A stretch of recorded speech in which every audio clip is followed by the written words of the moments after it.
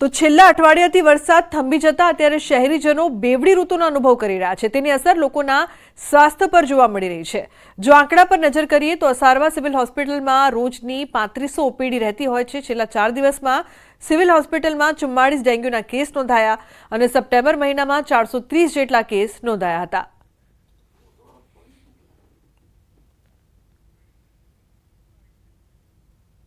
વરસાદ છેલ્લા અઠવાડિયાથી થંભી ગયો છે અને સિઝન ડ્રાય થવા લાગી છે।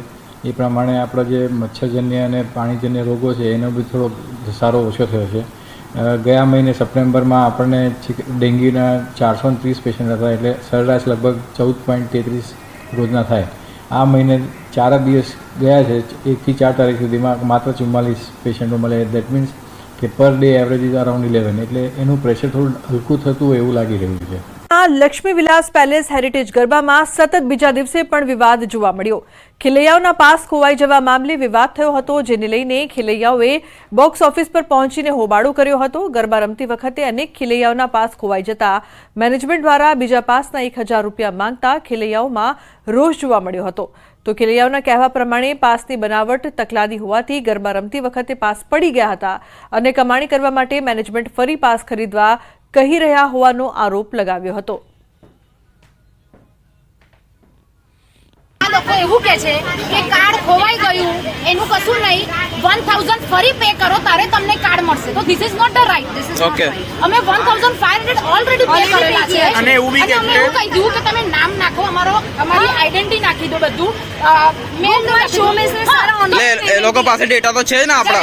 હા, એ તો બી એવું કહે છે કે તમે વેટ કરો, ડેટા છે તો બી એવું કહે છે વેટ કરો, અને વેટ કર્યા પછી મેં એવું કીધું વાંધો નહીં, મેં વેટ કરવા રેડી છું, તમે મને અંદર જાઓ કે ના એના 1000 રૂપિયા ભરો, એના પાસ તો અને જો હું એટલો તો કાણો નથી 1500 પે કરીને બી બીજા 1000 પે કરું।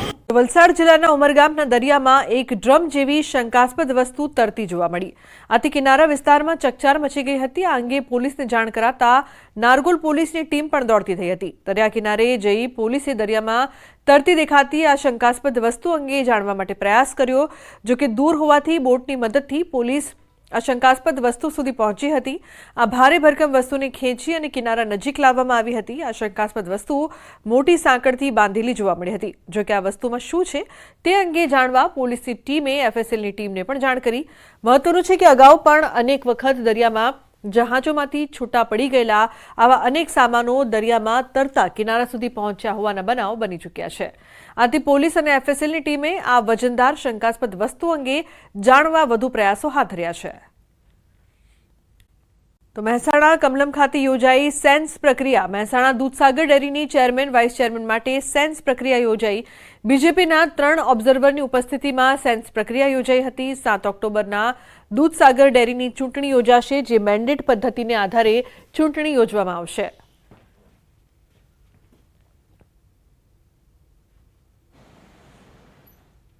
ચેરમેનની અને વાઇસ ચેરમેનની ચૂંટણી માટે પાર્ટીના તરફથી આજે સેન્સ પ્રક્રિયા યોજાઈ છે। એમાં પ્રદેશથી 3 નિરીક્ષકશ્રીઓ પધાર્યા છે અને એમની હાજરીમાં અત્યારે કોઈ વાત છે નહીં।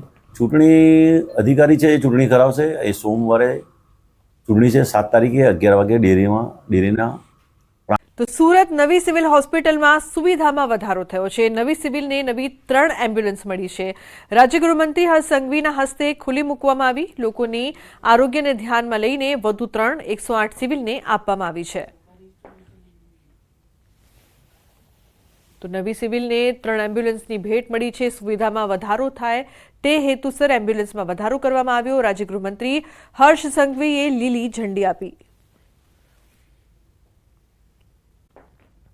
મનપાની સ્ટેન્ડિંગ કમિટીની બેઠક મળી છે। અલગ અલગ 45 દરખાસ્તો મંજૂર કરાઈ છે।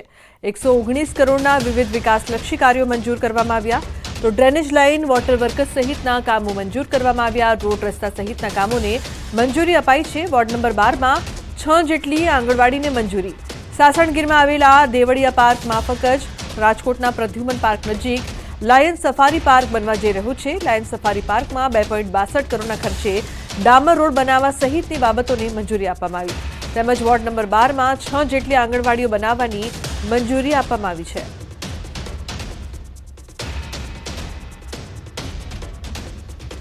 બાકી બધી જ દરખાસ્તો મંજૂર કરીને રાજકોટ શહેરના અલગ અલગ વોર્ડની અંદર કુલ 119 કરોડ 72,45,000 જેવા 1 અબજ અને 19 કરોડ જેવી માતબર રકમના ખર્ચે આવનારા દિવસોની અંદર રાજકોટ મહાનગરપાલિકામાં વિકાસના કામો થઈ રહ્યા છે. ડાયમંડ સિટી સુરતમાં રત્ન કલાકારોની હડતાળ, વરાછાની ડાયમંડ કંપનીમાં કર્મચારીઓની હડતાળ. મહિલા રત્ન કલાકારની તબિયત લથડી, મહિલાને તાત્કાલિક સારવાર અર્થે ખસેડવામાં આવી. સવારથી કલાકારોને કંપનીમાં જ બંધક બનાવ્યા હોવાના આરોપ સાથે હોબાળો કર્યો હતો. સેલેરી અને બોનસને લઈને 2 દિવસથી કર્મચારીઓ દર્શાવી રહ્યા છે વિરોધ. સામે દિવાળીએ કંપનીએ કર્મચારીઓને આ બાબતે લાભો આપવાની ના પાડતા વિરોધ દર્શાવવામાં આવ્યો. કર્મચારીઓએ કંપનીના ગ્રાઉન્ડમાં બેસીને કામ નહીં કરીને વ્યક્ત કર્યો રોષ. તો કંપનીએ આવેલી પોલીસને પણ કંપની સિક્યોરિટી જવાનો દ્વારા બંધક બનાવ્યાનો આરોપ છે. આ સાથે ગર્ભવતી મહિલાને પણ માર મારવામાં આવ્યો હોવાનું પણ સામે આવ્યું.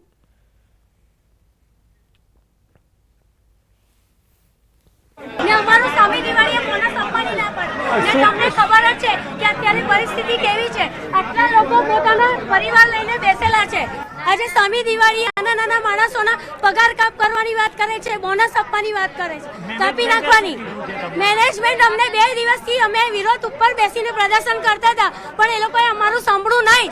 અમને અહીંયાથી પગાર બોનસ બંધ કરી દેવાના અમારા અને 15% પગારની કાપ માંગે છે. અમને બધા અહીંયા કારીગર 2500 કારીગર છે અમારા. બધા સ્ટાફમાં અમારો હાઈટનાટ કહેવા માંગે છે. અમને ધીમે ધીમે અમારી પર દબાણ આપવા માંગે છે, શોષણ કરવા માંગે છે અમારા કારીગરનું. 4 વર્ષથી અમારો પગાર નથી વધ્યો. પગાર કાપવાની વાત કરે છે. નીચે બધાનો પગાર કાપ કરે અને પગાર બી નથી વધાર્યો આપી. પગાર બી નથી વધાર્યો. અત્યારે જે મંદીનો માહોલ છે એ પ્રમાણે કંપની તરફથી કારીગરોને એવું કહેવામાં આવેલ છે કે અમે અત્યારે ઓક્ટોબરનો પગાર જે છે, ઓક્ટોબરનો પગાર છે બોનસ તરીકેનો, એ અમે આપવા તૈયાર છીએ, પણ માર્ચ મહિનાનો જે એક્સ્ટ્રા બોનસ આપીએ છીએ એ કંપની અત્યારે મંદીના માહોલને લીધે આપી શકે એમ નથી. સિક્યુરિટીની રત્ન કલાકારો સાથે કોઈ મારામારી થયેલ હોય એવું કોઈ રજૂઆત અમને મળેલી નથી. એવી કોઈ રજૂઆત અમને મળેલી નથી. સિક્યુરિટી કે રત્ન કલાકારોએ પણ અમને એવી કોઈ ફરિયાદ કરેલી નથી કે અમારી સાથે કોઈ સિક્યુરિટીના કર્મચારીએ મારામારી કરી. ભરૂચમાં સાધુ વેશમાં 5 ગઠિયા ઝડપાયા છે. સંતોષી માતાજીના મંદિર પાસે સાધુ વેશે વારંવાર આવતા હતા. સોસાયટીમાં આવવાની ના પાડી હોવા છતાં આવતા સાધુ વેશધારી અને સ્થાનિકો વચ્ચે ઘર્ષણ થયું. સાધુઓ અને સ્થાનિકો વચ્ચે હાથાપાઈ પણ થઈ હોવાની માહિતી મળી રહી છે. તાત્કાલિક પોલીસનો સંપર્ક કરી ધુતારાઓને પોલીસ મથકે સોંપી દેવાયા હતા. સાધુના વેશમાં આવેલા લોકો વૃંદાવન મથુરા બાજુના હોવાનું બહાર આવ્યું છે. ત્યારે હાલ તો પોલીસ વધુ તપાસ હાથ ધરી રહી છે. વિપરીત બુદ્ધિ મન લાગે એમની બુદ્ધિ બગડી ગઈ છે. બુદ્ધિ બગડેલો જ એવો વ્યક્તિ એવી વાતો કરતો હોય છે. માતાજીની ટીકા ટિપ્પણી નથી કરતો, સમસ્ત નારી શક્તિનો અપમાન કરી રહ્યો છે, સમજ સ્ત્રી સમાજનો અપમાન કરી રહ્યો છે. સ્વામીજી બોલ્યા છે અનુપ સ્વામી, એ બિલકુલ ખોટી રીતે બોલ્યા છે, યોગ્ય નથી અને એમના આવા શબ્દ વાપરવાના જોઈએ. એક સંત તરીકે લવરાત્રિ એ શબ્દ જ એમને શોભાવવાનો છે. સંતે આવા શબ્દોનો પ્રયોગ ના કરવો જોઈએ. કોઈ પણ નારી શક્તિ માટે કરીને અપમાનજનક શબ્દનો ઉપયોગ નહીં થવો જોઈએ અથવા તિરસ્કૃત ભાષાનો ઉપયોગ નહીં થવો જોઈએ. જ્યારે ભાષાનું સૌષ્ઠવ જળવાશે તો કોઈ વસ્તુ થશે. સ્ત્રી માટે કરીને આ 9 દિવસ નારી શક્તિને જ સમર્પિત દિવસો છે. ત્યારે જયારે ભગવતી શક્તિની ઉપાસના કરવાની હોય ત્યારે કોઈ પણ સ્ત્રી માટે આપણે ત્યાં તો બાલિકાઓનું પૂજન થાય છે. નવરાત્રીના પહેલા દિવસે 1 બાલિકા, બીજા દિવસે 2, એમ 9મા દિવસે 9 બાલિકાઓનું પૂજન થાય છે. અને જે 10 વર્ષથી નાની બાળાઓ છે એ બાળાઓના પગે લાગવાનો રિવાજ આપણા ત્યાં છે. તો ગુજરાતની ગરિમા પર ગરબા પર સ્વામિનારાયણ સંપ્રદાયના સ્વામીએ કરેલી અભદ્ર ટિપ્પણીના ન્યૂઝ 18 ગુજરાતીએ પ્રસારિત કરેલા અહેવાલ બાદ સ્વામી અનુપમ સ્વરૂપના અનુયાયી ભડક્યા છે. ન્યૂઝ 18ને અનુપમ સ્વામી સામે આ અંગે ખુલાસો પૂછ્યો અને તે બાદ કાર્યક્રમ પૂર્ણ થતાં જ સ્વામી અનુપમનો ચેલો ન્યૂઝ 18ના સંવાદદાતા પર ભડક્યો અને ન કહેવાના શબ્દો કહ્યા. સ્વામી અનુપમ સ્વરૂપના અનુયાયીની આ હરકતો ન્યૂઝ 18ના કેમેરામાં કેદ થઈ છે. તો સ્વામીએ પોતાના બફાટ અંગે બપોરે 1 વાગે ખુલાસો કર્યો અને જેવો કાર્યક્રમ પૂર્ણ થયો તે બાદ ભગવાધારી સ્વામીઓનું પોત પ્રકાશ્યું.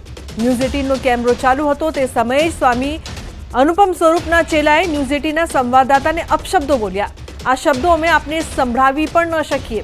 જે સ્વામીએ નવરાત્રિને લવરાત્રિ કહી તે સ્વામીઓના ચેલાએ મીડિયાને અપશબ્દો બોલ્યા.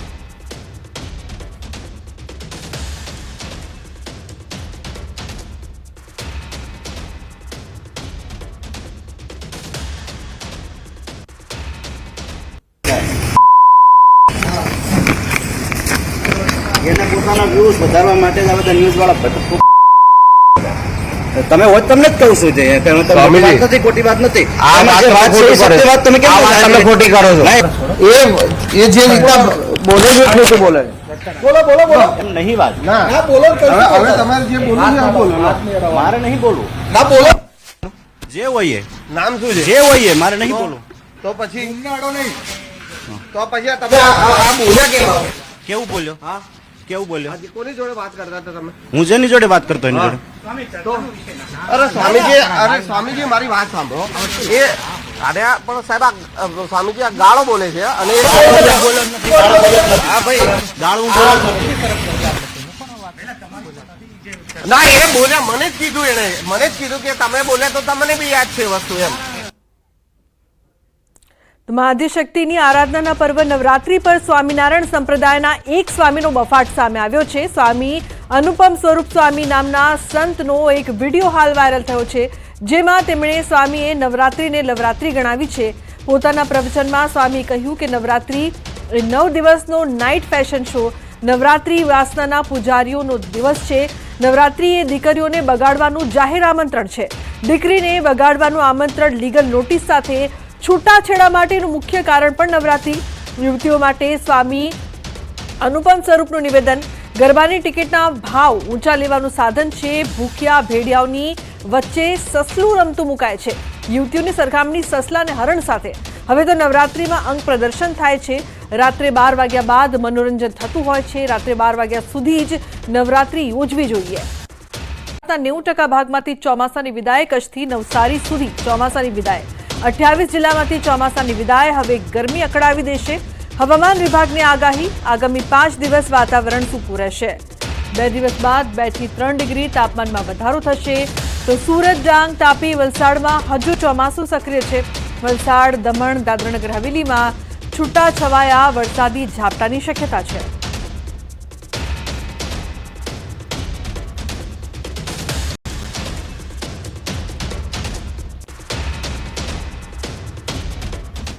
गुजरात में जो है अब रेन जो है बहुत न्यून स्तर पर रहेगी.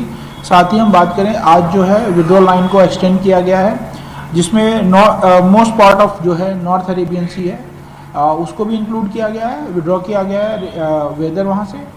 एंड नवसारी, साउथ गुजरात का जो नवसारी डिस्ट्रिक्ट है वहाँ से जो है विड्रॉल लाइन ड्रॉ की गई है. अप टू नवसारी जो है मानसून को विड्रॉ कर लिया गया है.